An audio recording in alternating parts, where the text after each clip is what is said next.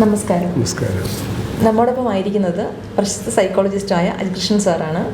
ഇന്ന് നമ്മുടെ സമൂഹത്തിൽ പക്ഷെ മുന്നേയൊക്കെ എന്ന് വെച്ചാൽ ഒരു സൈക്കോളജിസ്റ്റിൻ്റെ അടുത്ത് ഒരു കൗൺസിലറുടെ അടുത്ത് ഒരു കൗൺസിലിങ്ങിന് പോകാനായിട്ട് ആൾക്കാർക്കൊരു വിഷമമായിരുന്നു.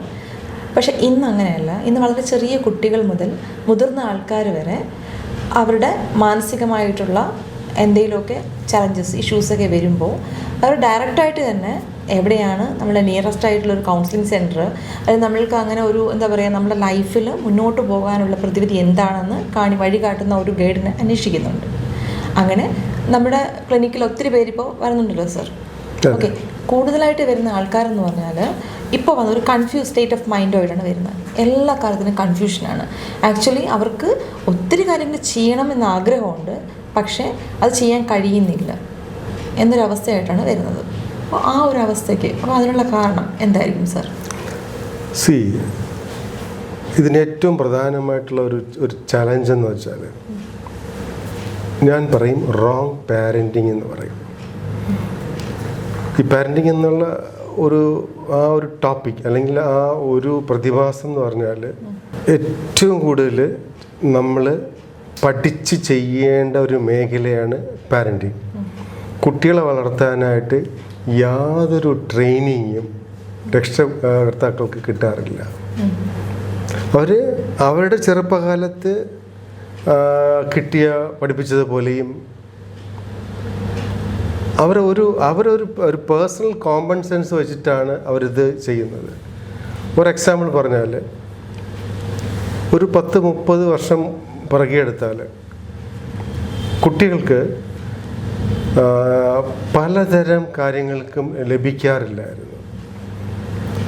അന്നത്തെ കാലത്ത് ഒരു സൈക്കിൾ മേടിക്കുക, കുറച്ച് മുതിർന്ന് കഴിയുമ്പോൾ ഒരു ബൈക്ക് മേടിക്കുക, പിന്നെ കാർ എന്നൊക്കെ പറഞ്ഞത് ഒരു വലിയ ഡ്രീമായിരുന്നു. ഇന്ന് നോക്കിയാൽ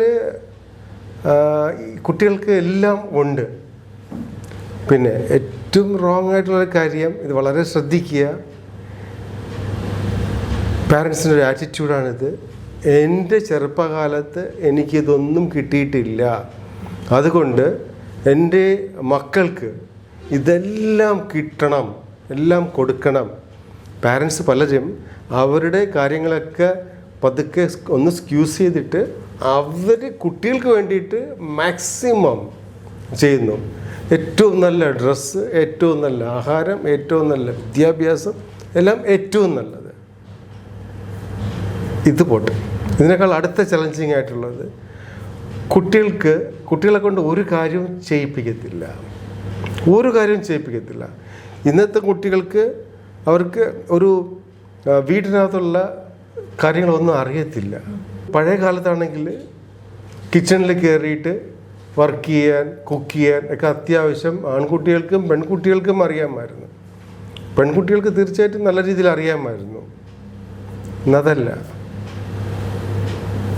അവർക്ക് വളരെ കുറച്ച് മാത്രമേ അറിയാവൂ, അല്ലെങ്കിൽ അറിയില്ല എന്നുണ്ടെങ്കിൽ പറയാം. കുട്ടികൾ ഇന്ന് ഏറ്റവും കൂടുതൽ ഫാസ്റ്റ് ഫുഡിൻ്റെ പുറകെ പോകുന്നതിന് എന്തുകൊണ്ടാണ് നമ്മൾ മനസ്സിലാക്കണം.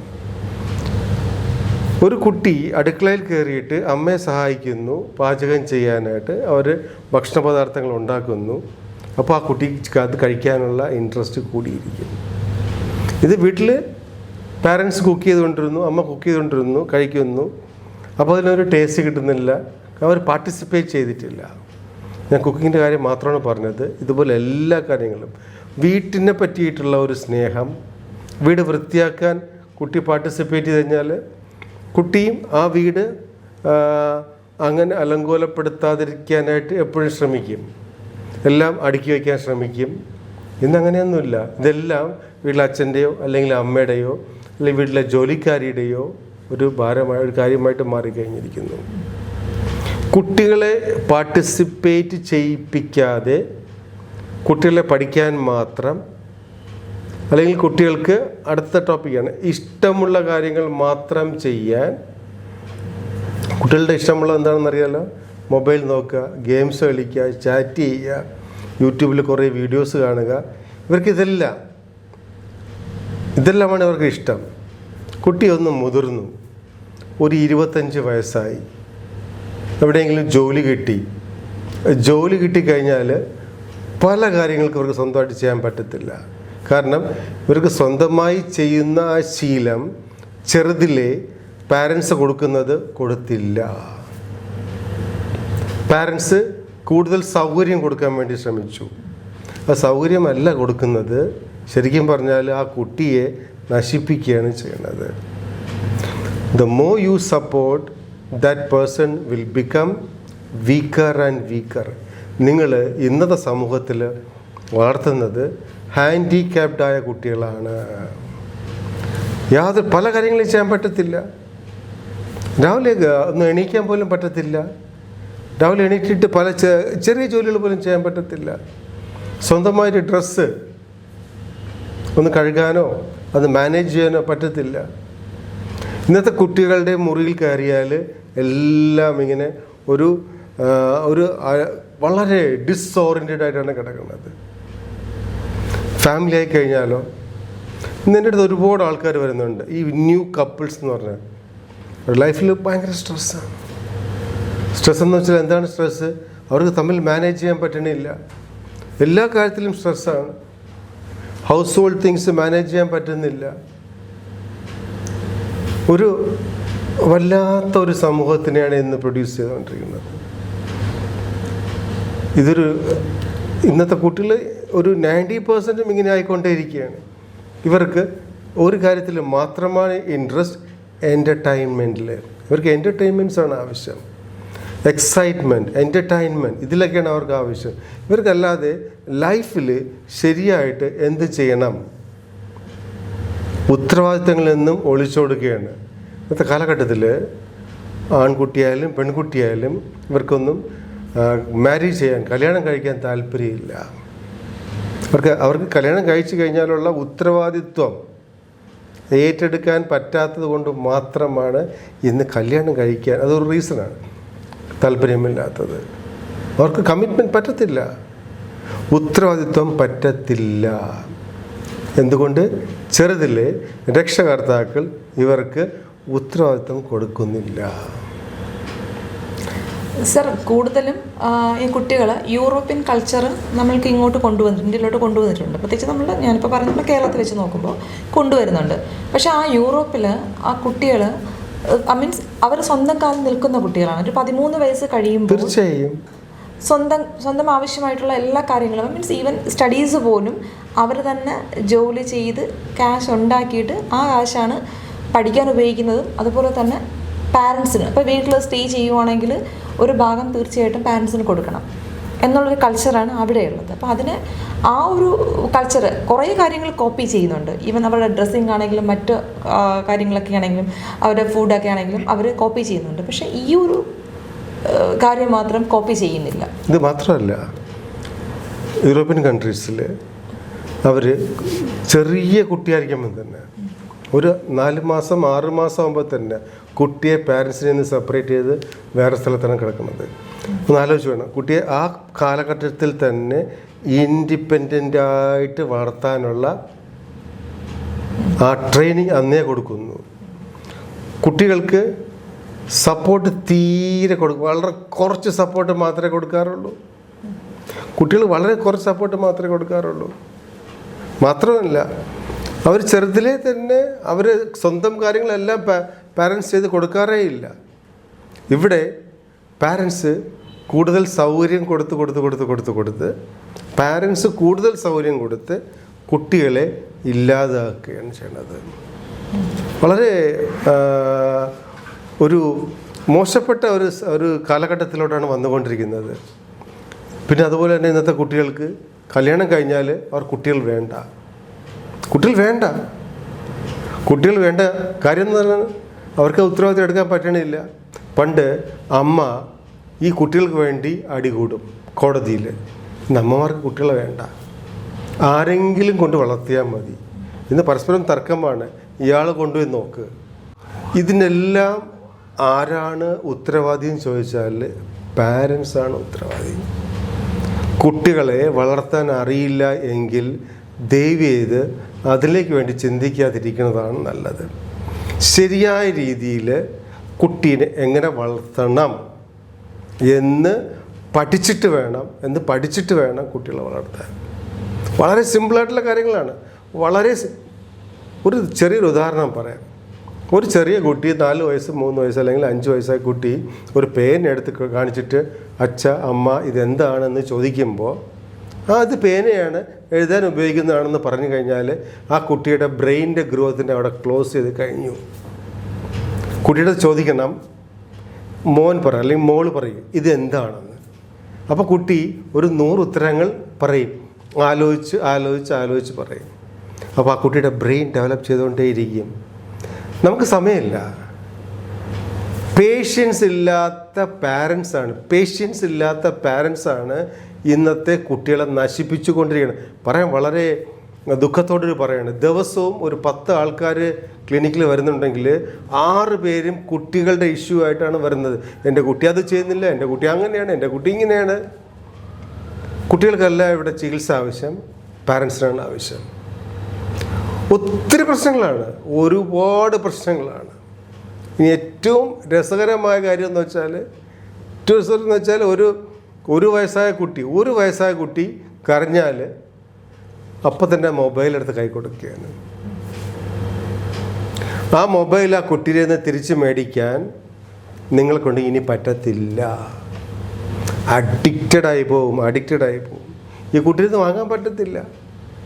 കുട്ടി മൊബൈലിൽ ഓരോ പല കാര്യം കാണുകയും. അടുത്ത കാലത്തൊരു ക്ലയൻറ്റ് വന്നിരുന്നു. ആ ക്ലയൻറ്റ് കുട്ടിയുടെ വയസ്സ് 6 വയസ്സാണ്.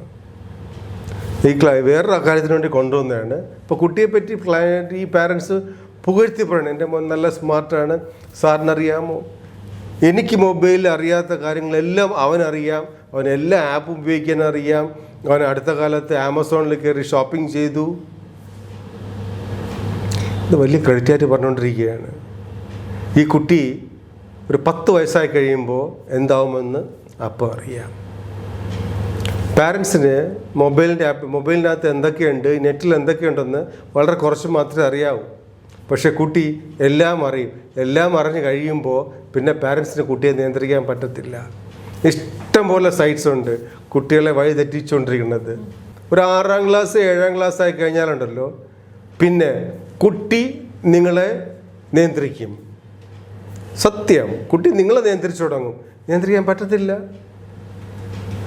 ബോംബെയിൽ എനിക്ക് ക്ലിനിക്കുണ്ട്. ആ ക്ലിനിക്കിൽ 9ാം ക്ലാസ്സായ കുട്ടിയുടെ സിഗരറ്റിൻ്റെ അഡിക്ഷൻ മാറ്റാനായിട്ട് പാരൻസ് ഇവിടെ കൊണ്ടുവന്നിട്ടുണ്ട്. 9ാം ക്ലാസ്സിലെ കുട്ടിക്ക് സിഗരറ്റിൻ്റെ അഡിക്ഷൻ. ഒന്ന് ആലോചിക്കണം. ആൺകുട്ടിയാണോ പെൺകുട്ടിയാണോ? ആൺകുട്ടി. ഇത് ആൺകുട്ടിയും പെൺകുട്ടിയും ഇത് എല്ലാവരും ഉപയോഗിക്കുന്നുണ്ട്. ഒരു 1000 പേർക്ക് അഡിക്ഷൻ ഉള്ളപ്പോഴാണ് 1000 പേർക്ക് അഡിക്ഷൻ ഉള്ളപ്പോൾ ഒരു 100 പേരെ പാരൻസ് അറിയും. 100 പേരെ പാരൻസ് അറിയുമ്പോൾ അതിൽ 5 ആൾക്കാരെ ഇതുപോലെ ആടത്തെങ്കിലും കൊണ്ടുവന്നിട്ട് അഡിക്ഷൻ മാറ്റാൻ ശ്രമിക്കും. ഇല്ലെങ്കിൽ പിന്നെ എപ്പോഴും കരഞ്ഞുകൊണ്ടിരിക്കും. സംഗതി വളരെ മോശമായിക്കൊണ്ടിരിക്കുന്ന ഇന്നത്തെ കാലാവസ്ഥ. ഞാൻ ഡ്രഗ്സിൻ്റെ കാര്യമൊന്നും പറയുന്നില്ല എന്തുകൊണ്ടാണെന്ന്. ഒരു കാര്യം പറയാനുള്ളത്, കുട്ടിയെ കറക്റ്റായിട്ട് വളർത്തിയില്ല എങ്കിൽ ഇറ്റ്സ് എ ഹ്യൂജ് ചലഞ്ച്. മാഡത്തിന് അറിയാമല്ലോ, ഒരുപാട് കുട്ടികൾ മാഡത്തിനെ കാണാൻ വരുന്നുണ്ടല്ലോ. കൂടുതലും കുട്ടികളല്ലേ വരുന്നത്. കുട്ടികളുടെ പ്രശ്നം കൊണ്ടല്ലല്ലോ, പാരൻസിന്റെ പ്രശ്നം കൊണ്ടല്ലേ. അത് തീർച്ചയായിട്ടും എന്ന് വെച്ചാൽ കുട്ടി കുഞ്ഞായിരിക്കുമ്പോൾ തന്നെ ആഹാരം കഴിക്കുന്നില്ല. അപ്പോൾ എന്താ ചെയ്യുക, മൊബൈലിൽ നല്ലൊരു പാട്ട് വെച്ച് കൊടുത്തിട്ട് ആ പാട്ടും അത് കയ്യിൽ കൊടുത്തിട്ട് കുട്ടി എന്ത് ചെയ്യുക, അത് നോക്കും. അപ്പോൾ ഫുഡ് കൊടുക്കും. അപ്പം ആ അച്ഛനും അല്ലെ ആ ഫുഡ് കൊടുക്കുന്ന അമ്മയും ആ കുട്ടിയുമായിട്ട് തമ്മിലൊരു ബന്ധം ഉണ്ടാവത്തില്ല. മുൻകാലങ്ങളിൽ അങ്ങനെയല്ല, നമ്മൾക്കറിയാമല്ലോ. ഇപ്പോൾ 1-2 ഞാനിവിടെ കണ്ടിട്ടുണ്ട്, ഞാൻ അടുത്തായിട്ട് കണ്ടിട്ടുണ്ടായിരുന്നേ. അമ്മൂമ്മ എന്നിട്ട് കുഞ്ഞിനെ എടുത്തിട്ട് ഈ റോഡ് പോലും വണ്ടി കാണിക്കുന്നു, കാക്ക നോക്കുന്നു, കാക്ക ഇപ്പോൾ കാണാനില്ല, അങ്ങനെ കൊടുക്കുന്നു. അപ്പോൾ അവർ തമ്മിൽ റിലേഷനുണ്ട്. ഓക്കെ. പക്ഷെ ഇന്ന് അങ്ങനെയല്ല. അമ്മമാർ ഇപ്പോൾ TV ഓൺ ചെയ്ത് വെച്ചിട്ടായിരിക്കും, അല്ലെങ്കിൽ അമ്മ വേറെ എന്തെങ്കിലും ചെയ്തിട്ടായിരിക്കും കുട്ടിക്ക് ചോറ് കൊടുക്കും, അല്ലെങ്കിൽ എന്തെങ്കിലും കൊടുക്കുന്ന ഫുഡ് കൊടുക്കും. ആ സമയത്ത് മൊബൈലും കൊടുക്കും. അപ്പോൾ കുട്ടിയുടെ കണ്ണിനും ഇത് സ്ട്രെയിൻ ആണ്. അവർക്കൊരു ഷോർട്ട് കട്ടാണ്. അതാ, മൊബൈൽ കാണിച്ചു കൊടുത്താൽ കുട്ടിയുടെ അറ്റൻഷൻ കുട്ടിക്ക് ആഹാരത്തിന്റെ ടേസ്റ്റ് പോലും കിട്ടത്തില്ല. കുട്ടി അത് വേറൊരു അവൻ്റെ അത് കംപ്ലീറ്റ് മാറുവാണ് ആ ഒരു അവസ്ഥ. അപ്പോൾ കുറച്ച് നാൾ കഴിയുമ്പോഴത്തേക്കും ഇതൊരു അഡിക്ഷനായിട്ട് മാറും. അങ്ങനെ മാറി ആ കുഞ്ഞിൻ്റെ ലൈഫ് തന്നെ എന്താ പറയുക, നല്ല രീതിയിലൊന്നും അല്ല പോകുന്നത്. ഒരവസ്ഥ കഴിയുമ്പോൾ സാറ് പറഞ്ഞതുപോലെ പിന്നെ മൊബൈൽ ഇല്ലാണ്ട് പറ്റത്തില്ല. പിന്നെ ഈ കുട്ടി പറഞ്ഞ പോലെ മൊബൈലിൽ ആദ്യം പാട്ട് കേൾക്കും, പിന്നെ അത് കഴിഞ്ഞ് വേറെ എന്തെങ്കിലുമൊക്കെ കാണും. അപ്പം ഈ പാരൻസും ഇത് സ്ഥിരമായിട്ട് കൊടുത്ത് കുട്ടി അത് യൂസ് ചെയ്യുന്ന ഏത് രീതിയിലാണെന്ന് ചെക്ക് ചെയ്യാൻ പോകത്തില്ല. കാര്യം അവരുടെ മനസ്സിൽ ആ കുട്ടിക്കാലം മുതലേ അവനത് യൂസ് ചെയ്യല്ല എന്ന്.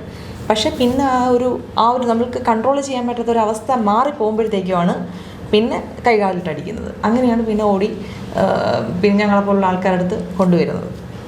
അപ്പോൾ തീർച്ചയായിട്ടും നമ്മൾക്ക് എന്താ പറയുക, നല്ലൊരു എനിക്ക് തോന്നുന്നു സാർ പറഞ്ഞതനുസരിച്ചിട്ട് നോർമലി നമ്മൾക്ക് ഇപ്പോൾ ഒത്തിരി കൗൺസിലിംഗ് ഉണ്ട്. ഇപ്പോൾ ചർച്ചിൻ്റെ ആണെങ്കിലും ക്രിസ്ത്യൻസിൻ്റെ ചർച്ചിലാണെങ്കിലും അല്ലാണ്ട് തന്നെയും ഇപ്പോൾ ബിഫോർ മാരേജ് എനിക്ക് തോന്നുന്നു ഒത്തിരി ആൾക്കാർ കൗൺസിലിങ്ങിന് വരുന്നുണ്ട് അല്ലേ? ഇപ്പോൾ ജസ്റ്റ് സ്റ്റാർട്ട് ചെയ്തിട്ടേ ഉള്ളൂ. ജസ്റ്റ് വരുന്നുണ്ട്. ആക്ച്വലി ഒരു പ്രീ മാരിറ്റൽ കൗൺസിലിംഗ് വളരെ അത്യാവശ്യമാണ്. അതെ, കല്യാണം കഴിക്കുന്നതിന് മുന്നേ നമ്മുടെ ഉത്തരവാദിത്തം എന്താണ്, ഞാൻ എന്താണ് ചെയ്യേണ്ടത്, ഒരുപാട് കാര്യങ്ങളുണ്ട്. അത് ശരിയായിട്ട് പഠിച്ചിട്ട് വേണം ചെയ്യാനായിട്ട്. അതെ. അതുപോലെ ഇനി ഒരു കുഞ്ഞ് വേണം, ആഫ്റ്റർ മാരേജ് നമ്മൾക്ക് തോന്നുമല്ലോ ഒരു കുഞ്ഞ് വേണം. അങ്ങനെ തോന്നി തുടങ്ങുമ്പോൾ തന്നെ ആ സമയം മുതൽ ആ സമയം തന്നെ നല്ലൊരു വിദഗ്ധൻ്റെ ഒരു കൗൺസിലറുടെ സഹായം തീർച്ചയായിട്ടും തേടണം. അപ്പം നമ്മൾക്ക് ഒരു പാരൻറ്റിങ് എങ്ങനെയാണ് ഒരു നല്ലൊരു പാരൻറ്റ് അല്ലേ ആകണം എന്ന് കൂടുതലായിട്ടും മനസ്സിലാക്കി തന്ന ജിപ്സൺ സാറിന് നന്ദി. Thank you.